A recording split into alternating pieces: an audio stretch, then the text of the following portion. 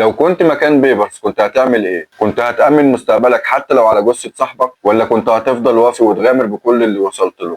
كلنا بنفتكر مشهد معركة عين جالوت وكأنها نهاية فيلم تاريخي عظيم. الجيش المغولي اللي كان بيبلع الأرض بلع، أول مرة يتكسر قدام جيش مسلم. بس اللي محدش بيحكي إن نهاية المعركة دي كانت بداية حرب تانية، حرب ما فيهاش صوت سيوف لكن كان فيها خناجر بتطعن في الظهر. دي قصة الصراع بين سيف الدين قطز والظاهر بيبرس، صراع الذكاء والطموح والسلطة اللي قلب موازين مصر كلها. القصة دي مش مجرد حكاية خيانة، دي لعبة عقول بين اتنين عباقرة، واحد انتصر بسيفه والتاني انتصر بعقله. يلا بينا نعرف أصل الحكاية. في سنة 658 هجريا، يعني تقريبا 1260 ميلادي، كانت الدولة الإسلامية على آخرها. المغول بقيادة هولاكو دخلوا بغداد ودمروها وسفكوا دماء أهلها لدرجة إن نهر دجلة اتحول لونه أسود من الحبر والدم. كل المدن اللي في طريقهم كانت بتستسلم، مفيش جيش، مفيش زعيم، مفيش أمل غير مصر. لكن ساعتها مصر ما كانتش مستقرة. الملك المعز أيبك اتقتل وبعده شجرة الدر، والدولة المملوكية كانت مليانة مؤامرات. وفي النص طلع راجل اسمه قطز. قطز كان مملوك اتباع وهو صغير واتربى على الحروب، ولما كبر بقى قائد ميداني من الطراز الأول. كان عنده عقل سياسي واعي وشجاعة مفيش زيها. قرر يعمل المستحيل، وهو انه يواجه المغول بدل ما يهرب منهم. لكنه كان عارف ان الموضوع صعب جدا، خصوصا انه محتاج قائد ميداني ذكي. وهنا بيدخل الظاهر بيبرس المشهد. بيبرس كان نمر بمعنى الكلمة. عقله العسكري كان مختلف، بيفكر بذكاء وبدهاء وبيعرف يقرا عدوه كويس. وقطز كان شايف ده وخلاه القائد الميداني بمعركة عين جالوت. يوم الجمعة 25 رمضان سنة 658 هجريا، وقف الجيش المصري في سهل عين جالوت في فلسطين.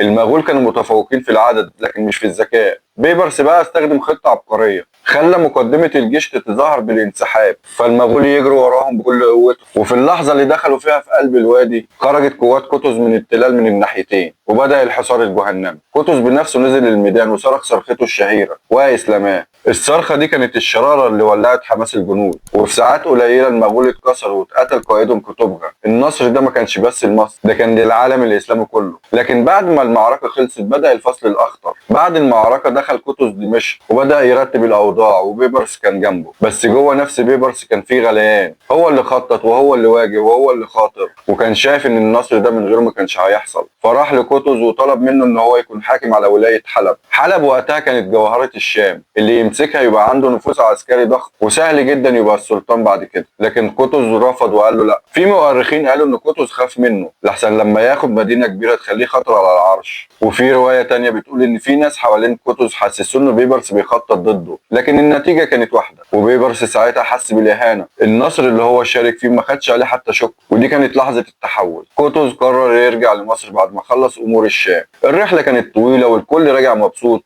إلا واحد. بيبرس كان هادي وساكت وبيضحك عادي بس دماغه شغالة، وفي الطريق قرر ينفذ خطته. في مكان قريب من الصلاحية في طريق العريش، بيبرس استأذن من قطز إنه يقبل له إيده عرفانا بالنصر، فقطز مد إيده. وفي اللحظة دي بيبرس مسكها وسحب خنجره وطعن قطز. الطعنات كانت سريعة جدا واللي حواليه خلصوا عليه. قطز مات في سكة رجوع مش في المعركة. اللي حصل بعدها كان مذهل. بيبرس ما ضيعش لحظة، دخل القاهرة وأعلن نفسه سلطان واتخذ له لقب الظاهر بيبرس. وأول حاجة عملها أمن الجيش وكسب العلماء في صفه وبدأ يعيد بناء الدولة. يعني اغتيال قطز ما كانش انتقام بس، كان انقلاب ناجح ومحسوب. لو جينا نحط ميزان بين الاتنين هنلاقي صراع عبقري بين شجاعة ومكر. قطز كان قائد مخلص بيفكر بعقله وقلبه في نفس الوقت، وكان شايف المعركة أكبر من نفسه، وكان شايف إن العدل والنصر هما الهدف. بس في السياسة مفيش عدل مطلق، لأن قطز ما خدش باله إن اللي حواليه مش بيحاربوا بنفس دوافعه. وسياسيا غلط غلطة قاتلة لما رفض طلب بيبرس، لأنه ما فهمش إن الطموح لو ما تروضش بيولع. اما بيبرس فكان عقل متوحش بيحسب كل حاجه حتى الخيانه، وذاكر لدرجه مرعبه. وده ظهر في كل خطوه بعد كده. اسس جهاز المخابرات المملوكي ونظم البريد لمتابعه احوال الولايات، وعمل شبكه دفاع قويه لمصر والشام. يعني بعد ما قتل قطز ما ضيعش النصر، بالعكس استثمره. الناس بتسال هل بيبرس خان؟ خان، بس الخيانه من وجهه نظره كانت خطوه سياسيه محسوبه. هو شاف ان الدوله محتاجه قائد قوي مستمر مش بطل عابر، وكان شايف نفسه احق والاذكى والاقدر على اداره الدوله. ويمكن فعلا كان عنده حق، لان بيبرس بعد كده حكم حوالي 17 سنه وبنى الدوله المملوكيه على نظام عسكري صلب، وخلى مصر تبقى اقوى دوله في المنطقه. اما قطز فاسمه اتخلد كبطل بس مات بعد اول نصر. الصراع بين قطز وبيبرس بيورينا درس رهيب في السياسه والقياده. البطل اللي بينتصر في المعركه مش دايما هو اللي بينتصر في الكرسي. الذكي هو اللي يعرف ازاي يعيش بعد النصر، مش اللي يموت بسببه. لكن السؤال اللي بيحيرني وعايز اسمع رايك فيه، لو كنت مكان بيبرس كنت هتعمل ايه؟ كنت هتأمن مستقبلك حتى لو على جثة صاحبك، ولا كنت هتفضل وافي وتغامر بكل اللي وصلت له؟ اكتب لي رايك تحت في الكومنتات، علشان دي مش مجرد قصة تاريخية، دي مراية الواقع لسه بنشوفه كل يوم.